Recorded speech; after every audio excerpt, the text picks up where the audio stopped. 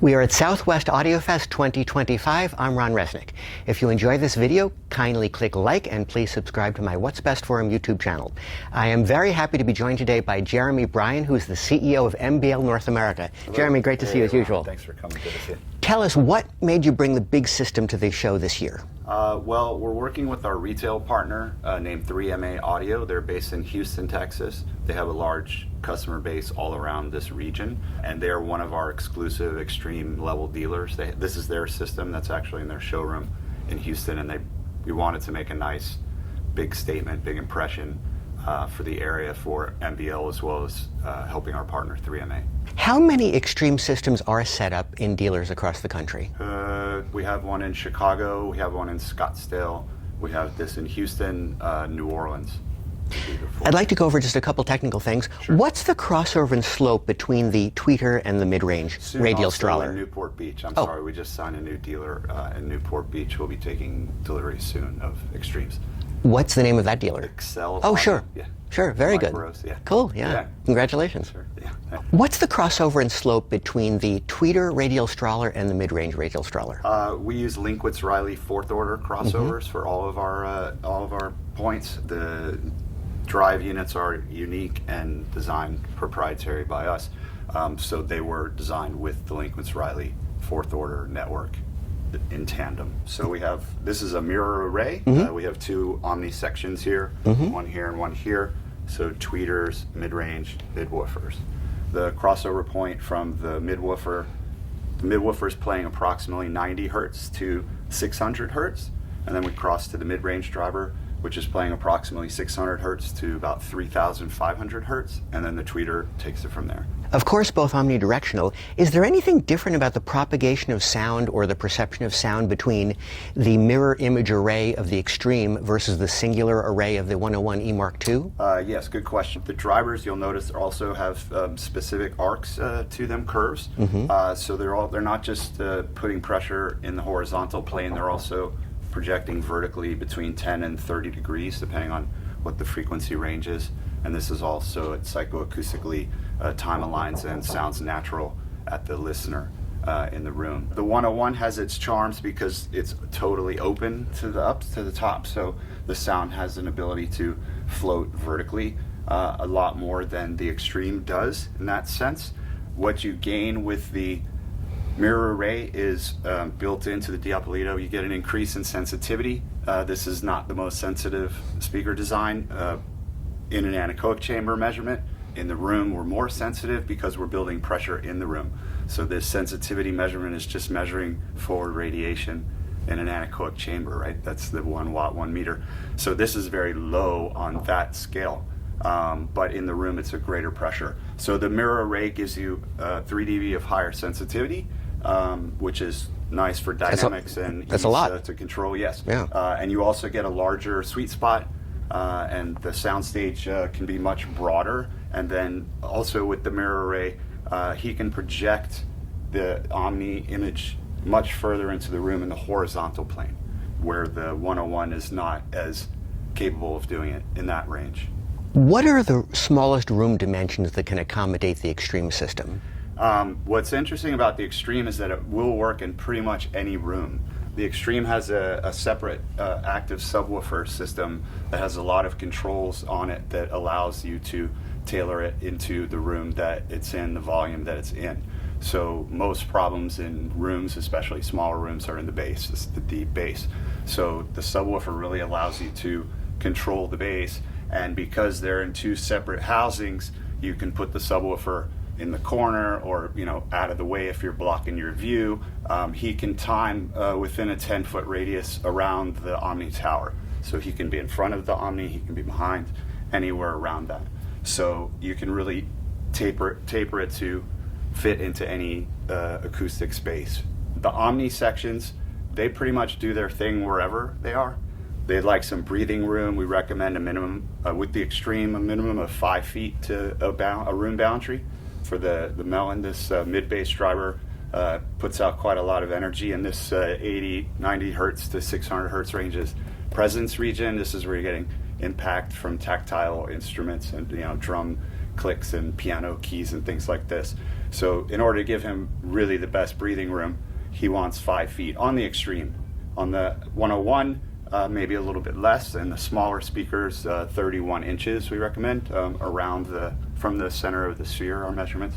So 31 inches around the speaker. That said, the room acoustic comes into play, as always. So if the room is more reverberant sounding, then the room energy is gonna be lifted by the reverberant character of the room, and vice versa. If the room is more damp, then you're gonna need more energy. You're gonna have to produce more energy with the speaker, with volume and power, to create a similar sound pressure level. So we've had success.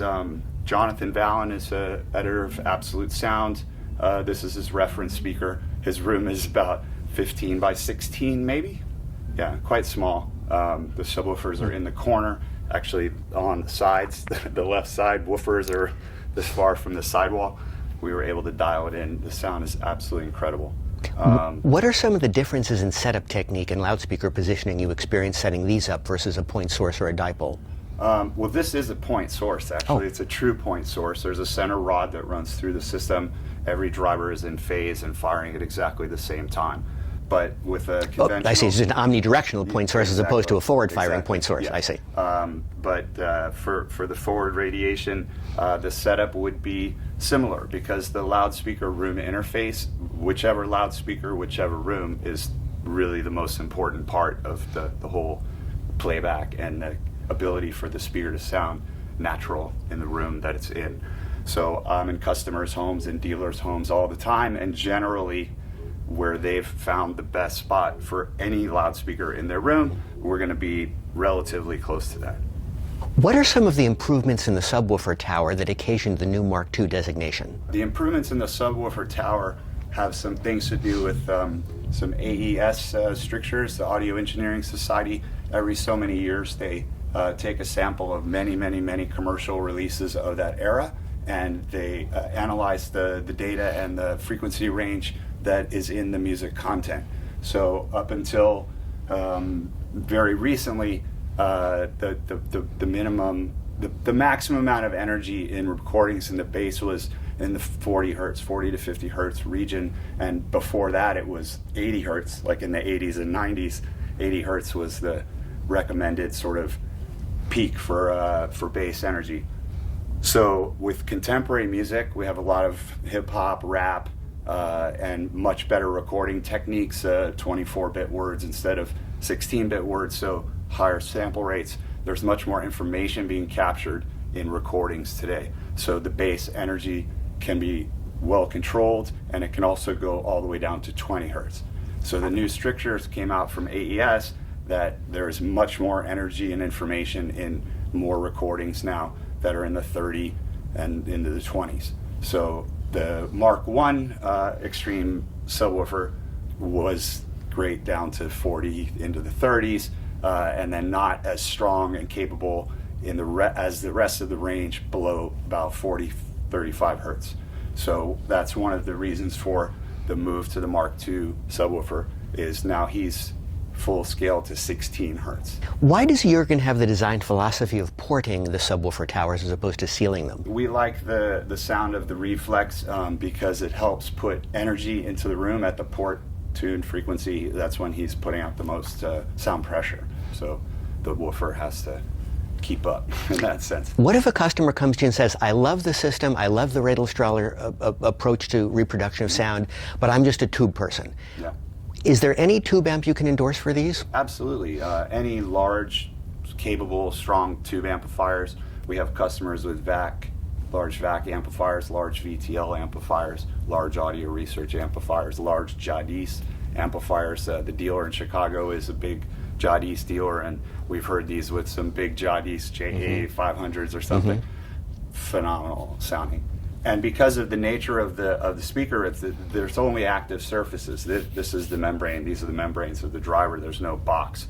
So the start and stop speed capabilities are beyond any kind of conventional type driver. So you're going to get even more of the character of whatever electronics you have and wires and everything in front of it. So if you really love the sound of tubes, you're going to get more of the sound of tubes with this type of design than with a more conventional speaker. What do you recommend if somebody wants to attach a subwoofer to a 101E Mark II type system? So the 101E Mark II has this complement of tweeter mid-range woofer, and then in his bass cabinet there is a down-firing subwoofer.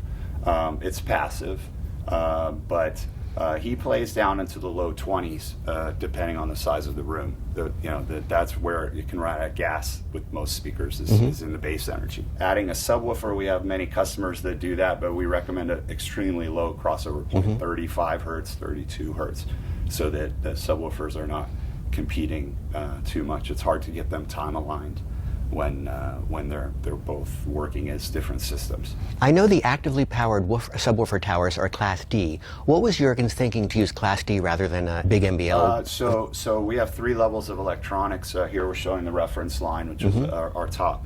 And then there's our entry cadenza line and the middle range Noble line. I think you and the Noble is the class. Noble's so Class cadenza D. and Noble are switching amps. They're our design. They measure more like a tube amp than a switching amp. They have linear power supplies, not switch mode power supplies. So a lot of the problems that happened with early Class D was because of this switching device and switching power supply, and a lot of problems in communication between those frequency of switching rates. So we use a linear power supply, large toroidal transformer, just like you would see in the Class A or Class AB amplifiers. So the Mark II subwoofer has the N15 mono block amplifier in it. So it's not some generic plate amp, it's your actual MBL Class D. Yes, MBL Class D. Very cool. Absolutely, yeah, by our design. And the Class D does have benefits generally in the bass. That's typically where they shine across all Class D designs, is in the bass. They're super efficient, they don't make a lot of heat. It's our design, so it's not off-the-shelf, ICE modules or anything like that. What's the next new product we should expect from MBL? I'm not really at liberty to say. They don't tell I won't me. tell anybody. Yeah, I can see that. They don't tell me these things. But our most recent product is the entry-level network player, which you can hear in room 1103 on a more compact MBL system. That's just got the product of the year from the Absolute Sound. And he can drive the amplifiers directly if it's a digital-only system. He has a very sophisticated volume technique, not a digital volume control. We're not compressing, chopping bits or dithering or anything like that. The volume control is changed by the voltage in the modulator. So the full word goes into the D to A converter through the process, through the oversampling filter, and right where it's going into the analog stage, we control the voltage. So that's what's giving you the different output levels. So you have a full resolution, full scale at 0 on the the quietest setting on the preamp and on the loudest setting on the preamp. So there will be network players brought up to the Noble range and then up to the reference level. So those are probably the newest products. In terms of speakers, there's a large gap between the 101E Mark II and the 101 X-Treme, both in scale and complexity and price. There will be some point a speaker that is in the middle of the 101E Mark II and the 101 X-Treme. Do you think it'll be a taller single column or a smaller 4-tower system? This is in-house debate and research kind of project that's going on. We don't change products very often. We're a company that it's kind of old school German company, and we're vertically integrated. We make everything we can in-house. Obviously the drive units are all hand built. We're very, very careful and slow. We're not early developers of technology. We wait till they're a little bit more mature and stable in the market, because we've had issues in the past with format changes like SACD. We were heavily invested in developing state-of-the-art SACD, and then Sony and Philips pulled the whole format. So we're a small company, and that hurts us when things like that happen. So we step back a little. We also believe in doing it right the first time, which is another reason that our product lines have such a long run. The current 101 is 15 years in production. The reference amplifiers are over 20 years in production. The reference preamp is over 30 years in production. So we don't want to change all the time. a few updates to the X-Treme subwoofer from the Mark 1 to the Mark 2 phase is, as I described, the ability to really move full scale resolution down to 16 hertz. So the drive units are all new, the cabinet is all new. It looks exactly the same as the previous model, but it's completely different speaker. He also has two EQ bands in the analog domain that you can use to address. Most rooms have a 40-80 or a 30-60 problem, two peaks or a peak and a null. So you can attack those, adjust the subwoofer in the room to compensate for those major problems that typically appear in rooms. And that flexibility is new to the Mark II? Correct, yeah. And then he also has, there's no electrical connection between the subwoofer and the Omni tower. They're both getting the same line level feed from the preamp, as the subwoofer is getting the same as the regular amplifiers in the system. So he has relative volume control. He has a group delay function, the phase, so you can compensate. As I said, it can be in a 10-foot radius around the Omni tower. So you have a timing control so that you can synchronize the woofer to the Omni system.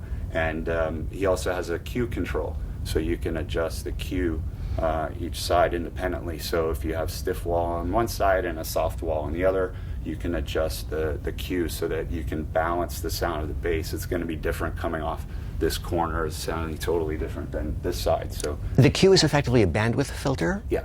So you're changing the tuning of the box that the subwoofer is in. So you can go to a drier sound, or you can go to a warmer, fatter bass. Yeah. So you can dial that into your taste, to the preference, or to the room, or all of the above. Jeremy, thank you very much for taking the time. I appreciate it. Absolutely. Have a great show. Thanks for coming. You too.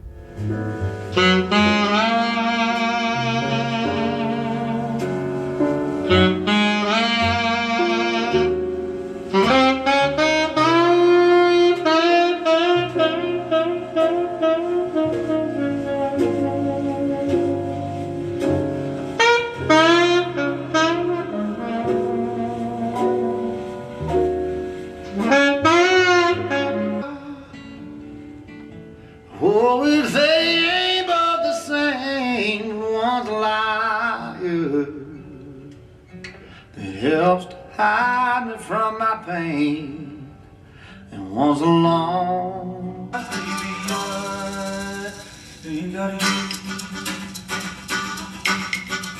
I got a big diamond watch sitting on my wrist control. Tempts you, baby, but you whiskey. One's a devil. I've got a problem,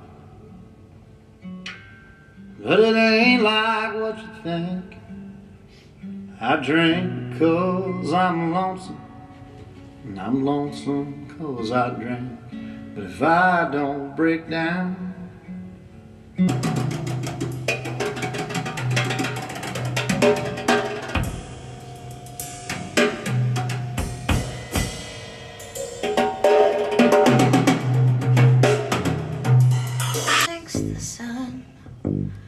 along with everything that was lost and won, when the day is done, when the day is done.